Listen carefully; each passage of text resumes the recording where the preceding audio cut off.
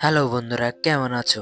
আজকে আমরা দি অ্যাপথগেটেড diaries episode number 9 cover করব।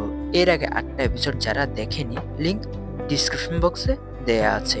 তাহলে শুরু করা যাক। এই এপিসোডটির নাম হলো দি লেট এম্পারার। পর্বের শুরুতে আমরা দেখি যে প্রাসাদের ভেতর একটি গুজব ছড়িয়েছে যে প্রয়াত সম্রাটের, অর্থাৎ যিনি বর্তমান সম্রাটের বাবা, আত্মা শান্তিতে নেই, কারণ তার মৃতদেহ পচেনি। এরপরে সম্রাজ্ঞী মা অর্থাৎ এমপ্রেস ডোয়াগার মা মাওকে ডেকে পাঠায় এই অভিশাপ বা রহস্য সমাধানের জন্য।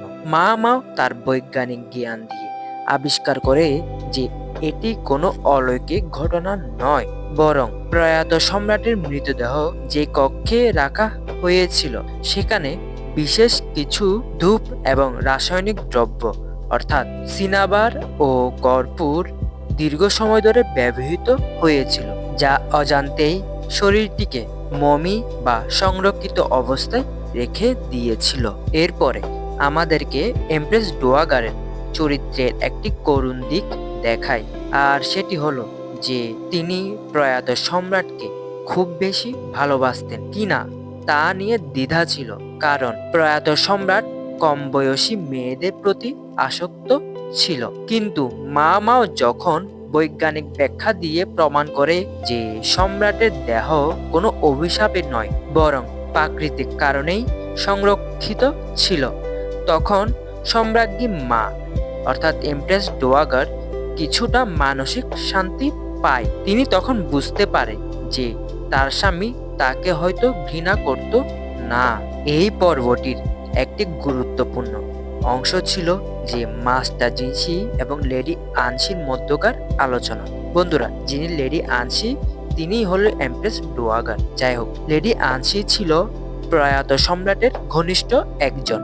তিনি মাস্টার জিনসিকে দেখে আবেগপ্রবণ হয়ে পড়ে এবং তাকে তার বাবার অর্থাৎ প্রয়াত সম্রাটের কথা মনে করিয়ে দেয়। তবে লেডি আনসি লক্ষ্য করে যে মাস্টার জিনসির চোখের দৃষ্টি তার বাবার মতো বিষণ্ণ বা লম্পট নয়, বরং অনেক বেশি সংকল্পবদ্ধ এবং উজ্জ্বল। এই সকল আলোচনার মাধ্যমে আমরা জানতে পারি যে মাস্টার জিনসি আসলে কোনো সাধারণ নপুংসক বা কর্মকর্তা নয়।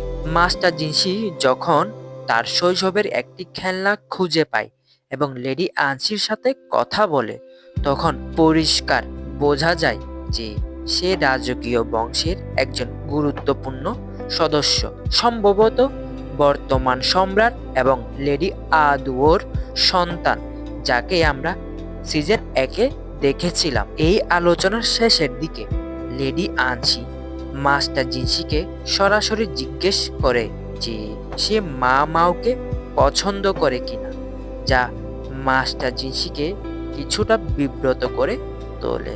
এই এপিসোডটিতে মা মাও কেবল রহস্য সমাধানই করেনি, বরং সে রাজপরিবারের সদস্যদের আবেগকেও বোঝার চেষ্টা করেছে। সে বুঝতে পেরেছিল যে রাজপরিবারের সদস্যরা তাদের পদের কারণে কতটা একাকী। সে তার কাজের মাধ্যমে সম্রাজ্ঞী মায়ের অর্থাৎ এমপ্রেস ডোয়াগারের দীর্ঘদিনের মানসিক বোঝা হালকা করে দেয়। এই পর্বটি মূলত ছিল রাজবংশের উত্তরাধিকার, একাকিত্ব এবং পারিবারিক গোপনীয়তার একটি রহস্যময় কাহিনী। তাছাড়া মা মাও এই এপিসোডটিতেও প্রমাণ করে যে বিজ্ঞানের মাধ্যমে বড় বড় অভিশাপকেও মিথ্যা প্রমাণিত করা যায়। আর তাছাড়া আমরা এই এপিসোডটিতে মাস্টার জিনসির চরিত্র সম্পর্কে বেশ কিছুই তথ্য জানতে পারি, যা হয়তো ভবিষ্যতে মাস্টার জিনসির আসল রহস্য জানতে সাহায্য হবে। আর এখানেই এপিসোডটির সমাপ্তি ঘটে। বন্ধুরা, এই এপিসোডটি কেমন লেগেছে অবশ্যই কমেন্ট করে জানাবে, আর যদি ভিডিওটি ভালো লেগে থাকে অবশ্যই একটি লাইক করবে। ততদিন এই চ্যানেলটিকে সাবস্ক্রাইব করে এই চ্যানেলটির সাথে থাকতে হবে। আপাততের জন্য গুড বাই।